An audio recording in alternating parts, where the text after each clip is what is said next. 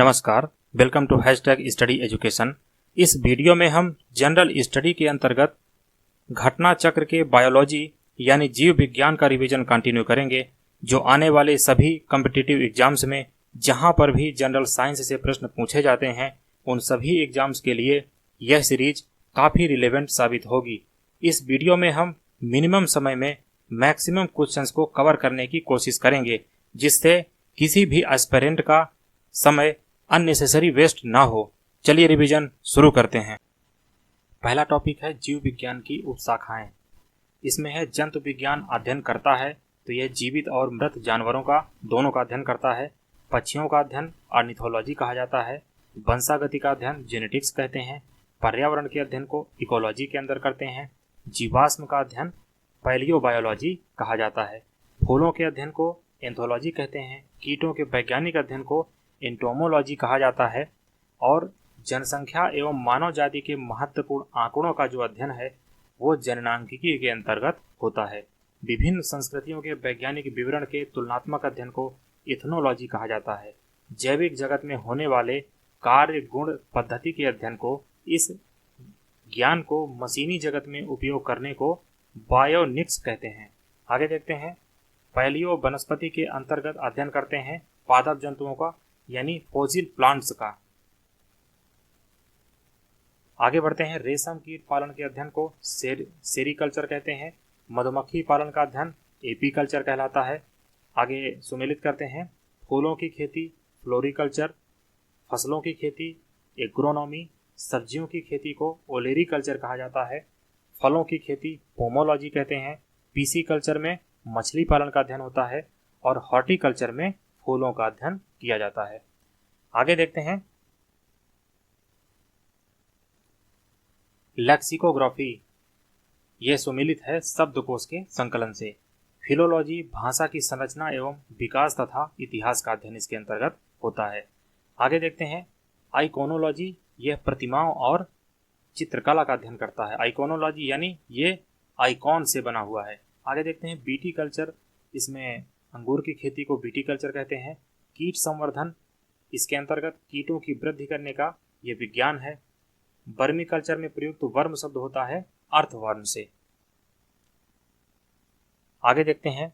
जेरंटोलॉजी संबंधित है वृद्धों के अध्ययन से। जेनेटिक्स अध्ययन करता है अनुवंशिकता और विचरण का। आगे है। पेडोलॉजी किससे संबंधित है? मिट्टी के वैज्ञानिक अध्ययन से। अस्थियों का अध्ययन कहलाता है आर्स्टियोलॉजी। आगे है। सर्पों के विषय में जानकारी करना, इसको सर्पेंटोलॉजी कहते हैं। और फिलाटेलिस्ट, इसे डाक टिकट जमा करना कहा जाता है।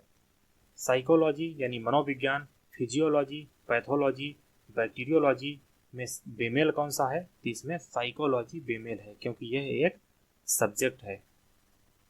आगे देखते हैं। हाइड्रोपोनिक्स, हाइड्रोपोनिक्स से क्या अभिप्राय है? मृदा विहीन पादप संवर्धन। आगे देखते हैं। लिथोट्रिप्सी, लिथोट्रिप्सी गुर्दी की पथरी है किरणों द्वारा तोड़ना, यानी इस प्रक्रिया को कहा जाता है लिथोट्रिप्सी, गुर्दे की पथरी को किरणों द्वारा तोड़ना। आगे देखते हैं। अगला टॉपिक है जैव विकास। इसमें है वर्तमान प्रमाण के अनुसार पृथ्वी पर जीवन का उद्भव हुआ है, तो इसे आप काउंट करके देख सकते हैं। आगे है। पृथ्वी पर सबसे पुराना जीव नीलहरित शैवाल है। डार्विन द्वारा प्रस्तुत प्राकृतिक वर्णवाद यानी नेचुरल एडॉप्टेशन किस पर आधारित है? तो यह आधारित है ओवर प्रोडक्शन पर, struggle for the existence and variance, तथा जो सबसे इनका फेमस थ्योरी है सर्वाइवल ऑफ द फिटेस्ट पर। आगे देखते हैं। विकासवाद का जो सिद्धांत है किसने प्रतिपादित किया? इसे डार्विन ने किया था। और जो इवोल्यूशन यानी जीव विकास का सर्वप्रथम समझाया था जीव विकास को, तो यह लैमार्क ने समझाया था।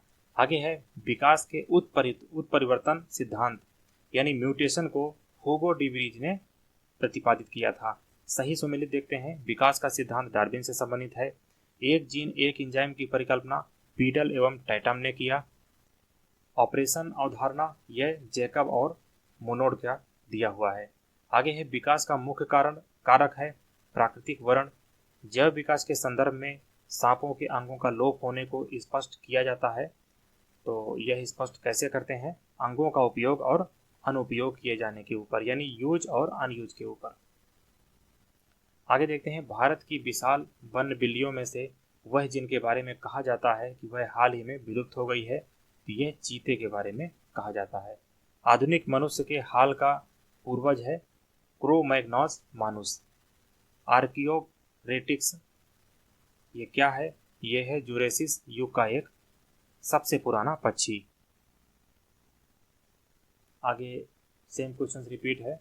मैमथ पूर्वज है हाथी का। डायनासोर थे, ये मेसोजोइक सरीसृप थे, यहाँ पर सेम रिपीट है। जीवों के विकास यानी एवोल्यूशन के संदर्भ में सही क्रम क्या है? तो सबसे पहले है सालामैंडर, देन है अजगर, उसके बाद है कंगारू। अगला टॉपिक है वर्ग की। चलिए इसे कंटिन्यू करते हैं।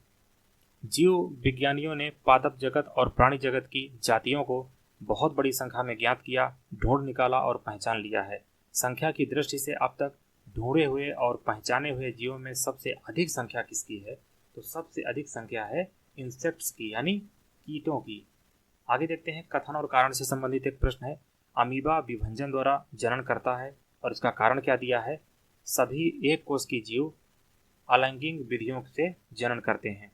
यहाँ पर कथन और कारण दोनों सही हैं और जो कारण है वो कथन को स्पष्टीकरण दे पा रहा है। आगे देखते हैं, गर्म रुधिर वाले जंतु वे होते हैं जो अपने शरीर के तापक्रम को, ये अपने शरीर के टेम्परेचर को हमेशा एक जैसा बना के रखते हैं। सही कथन देखते हैं, गोलकृमि में कोई परिसंचरण तंत्र नहीं होता। अस्थिल मछलियों में वाताशय आमतौर से विद्यमान रहता है तथा उपास्थि मछलियों में निषेचन आंतरिक होता है। तो यहाँ पर तीनों कथन सही हैं। आगे है स्टार फिश, साफ फिश, पाइप फिश और गिटार फिश में से वह जो मछली नहीं है, तो इनमें से स्टार प्लस यानी जो स्टार फिश है यह मछली के अंतर्गत नहीं आता। आगे है रजत मीन, क्रेफिश, जेलीफिश, कैटफिश में से जो वास्तविक मछली नहीं है, तो ये कैटफिश वास्तविक में मछली नहीं है। आगे देखते हैं, star fish, jellyfish, dog fish, समुद्री घोड़ा में से वह जो वास्तविक रूप से मछली है, तो इसमें से समुद्री घोड़ा वास्तविक रूप से मछली के अंतर्गत आता है, यानी मछली वर्ग में इसे गिना जाता है। आगे देखते हैं, सबसे बड़ा स्तनपायी है व्हेल मछली। व्हेल प्राणी है स्तनपायी वर्ग का। आगे है शार्क, स्क्विड, ऑक्टोपस तथा व्हेल में से स्तनपायी कौन है? तो इसमें से स्तनपायी है व्हेल मछली। आगे है finback whale, blue whale, sperm whale, humpback whale. प्रजातियों में से दांत वाली जो व्हेल में विशालतम है, तो दांत वाली व्हेल सबसे जो बड़ी है इसमें है स्पर्म व्हेल। आगे देखते हैं, एक्डिना कंगारू से ही व्हेल में से वह जो अंडे देता है और सीधे बच्चे नहीं देता, तो इसमें से एक्डिना अंडे देता है। आगे देखते हैं, उड़ सकने वाला स्तनपायी है चमगादड़। उड़ने वाला जीवों में से वह जो पक्षी वर्ग में नहीं आता, तो चमगादड़ जो है वह पक्षी वर्ग में नहीं आता। आगे देखते हैं, समुद्री गाय, समुद्री घोड़ा और समुद्री सिंह में से स्तनधारी है, तो इसमें से समुद्री गाय और समुद्री सिंह स्तनधारी के अंदर आते हैं। आगे है डॉल्फिन वर्गीकृत किया गया है, तो डॉल्फिन को स्तनी के यानी मैमल्स के अंदर किया गया है, यानी इसको मैमल्स के अंतर्गत वर्गीकृत किया गया है। आगे देखते हैं, सील क्या है? यह एक स्तनपायी है। एम्फीबिया क्या बतलाता है? तो एम्फीबिया से तात्पर्य है ऐसे जीव या पशु जो जल और स्थल दोनों पर सर्वाइव कर सकते हैं। आगे देखते हैं, वह गुण जो मनुष्य को अन्य सभी वानर गुणों से पृथक करता है, तो यह मनुष्य की जो कॉन्शियसनेस है यानी जानने की इच्छा है, यह जो कैरेक्टरिस्टिक्स है यह जानवरों से मनुष्य को अलग करता है। आगे देखते हैं, गिब्बन, गोरिल्ला, लंगूर, ओरांग उटान में से कपी नहीं है, तो इसमें से लंगूर कपी के अंतर्गत नहीं है। आगे देखते हैं, मानव सदृश लघुतम यानी सबसे छोटा कपी है, यह है गिब्बन। गाय, बकरी, भेड़, हिरन में से नील गाय आती है, तो यह हिरन कुल में गिना जाता है। ऑक्टोपस क्या है? तो ऑक्टोपस एक मोलस्क है यानी मृदु कवची है। आगे है सबसे बड़ा जो अकशेरुकी है, यह है स्क्विड। केकड़ा, बिरुथी, बिच्छू और मकड़ी में से वह जीव जो अन्य तीनों जीवों से भिन्न है, तो यह है केकड़ा। आगे देखते हैं, व्हाइट लेग हॉर्न एक किस्म है, तो यह कुक्कुटों की एक किस्म कही जाती है। आगे देखते हैं, टिक और माइट वास्तव में क्या होते हैं, यह मकड़ी वंश से संबंधित हैं। जुगनू होता है, यह कीट होता है। आगे है खटमल, मकड़ी, घरेलू मक्खी और मच्छर में से जो कीट नहीं है तो इसमें से मकड़ी कीट के अंतर्गत नहीं है। मकड़ी कीट से भिन्न होती है क्योंकि मकड़ी में क्या पाया जाता है, तो मकड़ी में 8 टांगें पाई जाती हैं। आगे है तितली, तिलचट्टा, मच्छर और मकड़ी में कीट नहीं है तो इसमें से मकड़ी कीट के अंतर्गत नहीं आती। वह ग्रुप जिसके जंतु नक्चरनल होते हैं यानी रात्रिचर होते हैं, जो नाइट में स्पेशली एक्टिव रहते हैं, तो इसके अंतर्गत है मच्छर, चमगादड़ और उल्लू।